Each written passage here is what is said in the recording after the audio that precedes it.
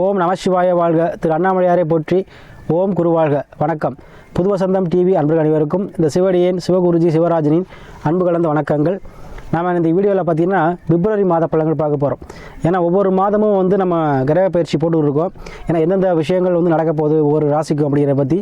அதனால் இந்த வீடியோவில் பார்த்திங்கன்னா பிப்ரவரி மாத பலன்கள் ஒரு ராசிக்கு பார்க்க இருக்கோம். வாங்க அதை பற்றி விரிவாக்க. அந்த வகையில் நம்ம பார்க்கக்கூடிய ராசி பார்த்திங்கன்னா மிதுன ராசி. குழந்தைத்தனமும் குதூகலமும் கொண்ட அறிவு சார்ந்த விஷயங்கள் செய்யக்கூடிய அந்த மிதுனராசி அன்பர்களே, உங்களுக்கு இந்த பிப்ரவரி மாதமானது உங்கள் ராசிநாதன் சொல்லக்கூடிய புதன் பகவான் உங்கள் ராசிலேருந்து 8ஆம் பாவம் சொல்லக்கூடிய மகரத்தில் இருக்கிறார், ப்ளஸ் சூரியனோடு சேர்ந்து. அதே போல் உங்கள் ராசிலேருந்து 7ஆம் பாவத்தில் செவ்வாயும் ப்ளஸ் சுக்கிரனும் இருக்காங்க. சரிங்களா? அப்போது இந்த மாத பலன்கள் அப்படின்னு பார்த்தீங்கன்னா, இந்த மாதத்தில் உங்கள் ராசிநாதனுடைய எந்த கோள்கள் சேர்ந்துருக்கோ, எந்த கிரகங்கள் சேர்ந்துருக்கோ அதோடைய தன்மையை தான் பிரதிபலிக்கும், அந்த எண்ணங்களை கொடுக்கும் உங்களுக்கு. அதான் மாத பலன்கள். சரிங்களா? அப்போ இந்த உங்கள் ராசிநாதன் என்ன பண்ணுறார், 8ஆம் பாவத்துக்கு போகிறார். 8ஆம் பாவத்தில் இப்போ சூரியனோடு இருக்கிறார். அப்போது நம்முடைய இந்த மாதத்தில் பார்த்தீங்கன்னா, ஏன்னா மிதுனராசினருக்கு தான் தெரியும், போன 2 வருஷத்தில் பாடுபட்டிருக்கீங்க. கடன் மணி வந்தால் பிரிஞ்சிருப்பீங்க. உடல் உபாதைகள் சில பேருக்கு வந்திருக்கும். சில பேர் இப்போ 2 வருஷம் பாடுபட்டு அடிச்சு என்ன வாழ்க்கைனா என்ன, சொந்த பந்தம்னா என்ன, நம்ம ஏன் பிறந்தோம் அப்படிங்கிறதெல்லாம் நீங்கள் தெரிஞ்சிருப்பீங்க.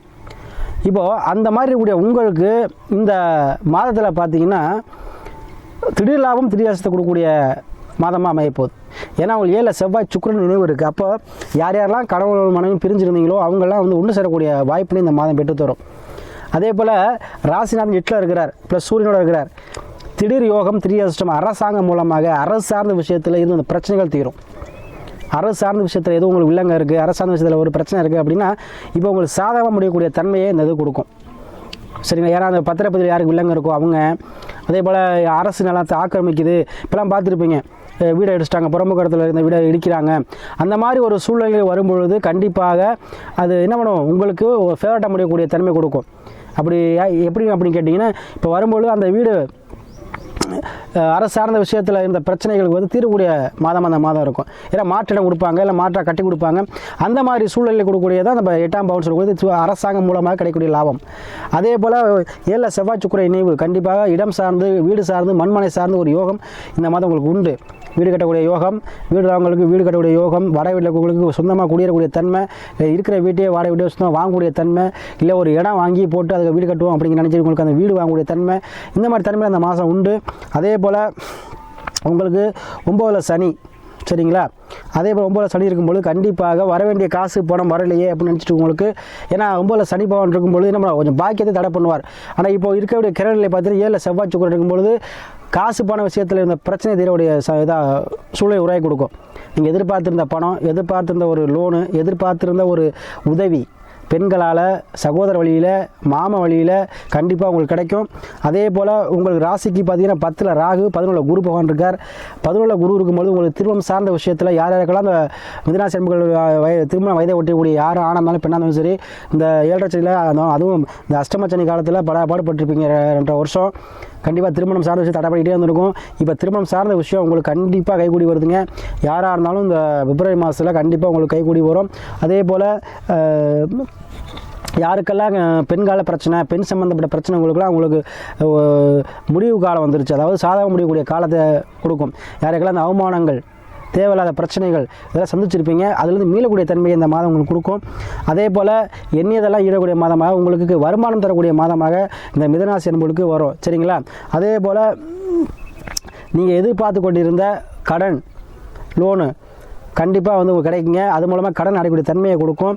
அதே போல் உத்தியோகத்தை இழந்தவங்களுக்கு கண்டிப்பாக உத்தியோகம் கிடைக்கும். ஏன்னா உங்களுக்கு 5க்கு 6 கூடியவரை ஒன்றா இருக்காங்க.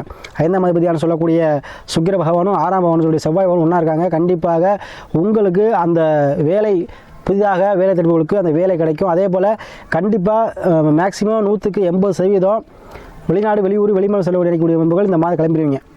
கண்டிப்பாக சொல்கிறேங்க, அடித்து சொல்கிறேன், 80% வெளிநாடு, வெளியூர், வெளிமாநிலம் பிழைப்புக்காக, உத்தியோகத்துக்காக செல்லக்கூடிய விரும்பக்கூடிய அனைத்து இந்த மிதுனராசி அன்பர்கள் ஆனந்தாலும் சரி, பெண்ணாக இருந்தாலும் சரி, கண்டிப்பாக இந்த மாதம் விசா நீங்கள் கண்டிப்பாக போயிடுவீங்க.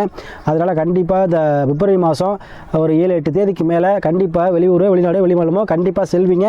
அதன் மூலமாக உங்களுக்கு லாபத்தை கொடுக்கும். சரிங்களா? அதில் 10ல் ராகு இருக்கும்போது தொழிலில் இருந்து இந்த போட்டி பொறாமைகள் தீரும். அதே போல் முன்பின் தெரியாதவங்க உதவி பண்ணுவாங்க. சரிங்களா? அதில் இந்த மிதுனராசி அன்பர்களே, பிப்ரவரி மாதம் நீங்கள் என்ன நினச்சாலும் செய்யலாம், சரிங்களா. ஆனால் தேவையில்லாத பிரச்சனைகளை போகக்கூடாது, தேவையில்லாத விஷயத்தில் தலையிடக்கூடாது. இதுதான் எச்சரிக்கை, சரிங்களா. ஏன்னா நான் நல்லது சொல்லும் போதும் சரி எச்சரிக்கை சொல்ல வேண்டிய கடமை எனக்கும் இருக்குது, சரிங்களா. அதனால் தேவையில்லாத பிரச்சனைகளை நீங்கள் தலையிட வேண்டாம். யாருக்கும் நீங்கள் போயிட்டு என்ன பண்ண சமாதானம் செய்ய போகிறீங்கன்னு சொல்லி போனீங்கன்னா பழி உங்கள் மேலே விழுந்துடும். அதனால் அந்த விஷயத்துக்கு செய்ய வேண்டாம்.